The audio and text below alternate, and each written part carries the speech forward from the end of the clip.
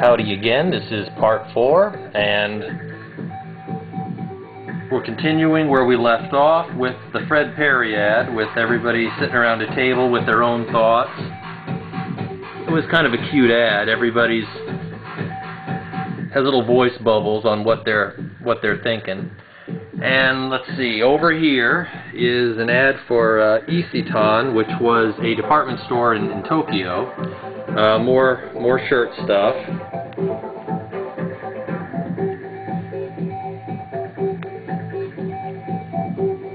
And let's see. Oh, now we're getting into some interesting stuff here.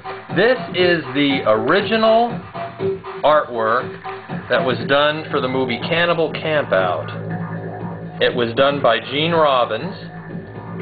He was a graphic designer, and when we worked on the movie, he asked if he could work on it, and I said, please, do whatever you can. And actually, this is Gene right here on the front. He's the head cannibal, and this was his original artwork,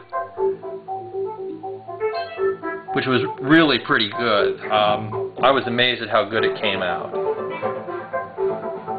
And that was the sleeve for the VHS cover, and quite a few of those were able to be sold to mom and pop video stores after we shot the movie. So that's a rarity. This is another ad for Texan Sportswear, or Texan Apparel. This was the same girl that I was with that was playing the secretary in that other advertisement. Another ad for Hesh Department Stores.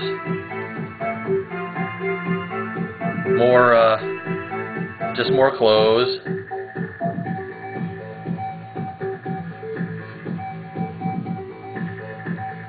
There was a time where I would easily see 3 to 4 newspaper ads a week. When I was going through the morning paper, it was kind of shocking to see so many pictures of yourself in a local paper, and in magazines too that were all over the place. This is a flyer for a play competition that my college put on, and they had 5 or 6 plays which they picked to perform, and amazingly, mine won best play for that year. So that was pretty cool. Anyway, that's the end of that portfolio. This is a smaller one. I'm not sure actually what's in this yet. Here's some.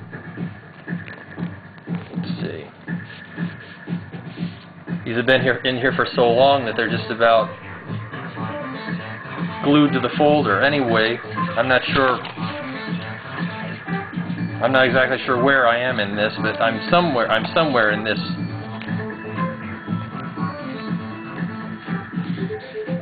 Now this is interesting. This is a local. This has nothing related to modeling, but this was an amazing story that I found in the newspaper one morning. And this is the sort of stuff you'd see in Asia all the time. It's suicide bid woman kills man instead. I'll read this quickly. A 21-year-old woman was arrested for allegedly killing a street vendor when she fell on him after jumping from her apartment in a suicide attempt, police said today. Police said who you may, distressed over a quarrel with her fiancé and a recent miscarriage, tried to take her own life yesterday. She swallowed 30 sleeping pills and cut her throat before jumping out of the window to her 13th floor apartment. However, she fell on a vendor selling rice dumplings and seriously injured him. The 33-year-old vendor died in a hospital, and his family had sued her for homicide, police said. The woman suffered only sprained ankles.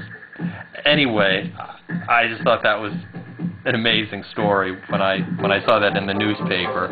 So I cut it out and kept it. Let's see here.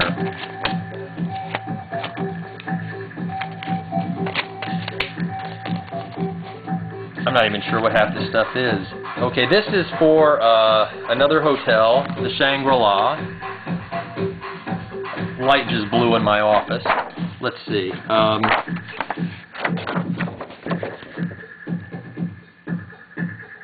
Here I am getting a massage. That was a great day because all we had to do was just basically get massages from their massage people, and talk about that's a great job.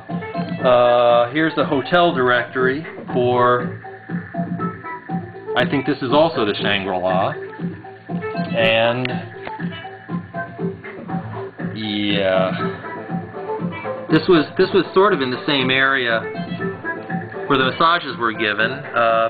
It shows in the sauna, and then yeah, this was their health club.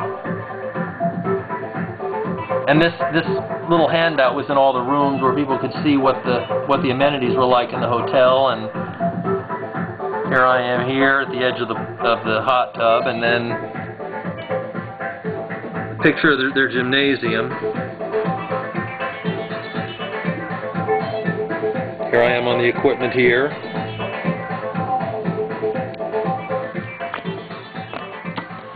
Okay, let's see. This is one of the first headshots I had, and I used this headshot when I was auditioning for stuff in Los Angeles. Another headshot. Yet another headshot. The perfume ad, we've seen that. We've seen that. Another headshot. I'll tell you, one of the things about having to send out pictures and having to audition for things is the headshots got really annoying, because you'd have to be taking one every 5 minutes, and every agent you see, every manager you see always tells you need another one, you need a different one, you have to change it, and I always thought that was a racket. I never understood why you had to go through so many headshots, and we've seen pretty much a lot of these are duplicates in here. Looking for something new. Oh, here was an ad for Tenko, the BBC show. And when the Japanese invaded Singapore in 1941, they killed the men and imprisoned the women. The men were the lucky ones. And that was a really good show. Now, here I'm seeing, if I can get it out of the plastic, I did a mini-series called The Young Heroes.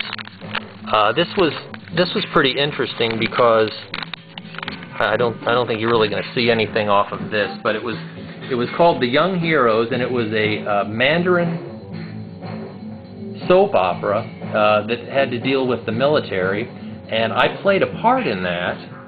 They called me and asked me if I'd like to play a part, and they aged me for it and everything.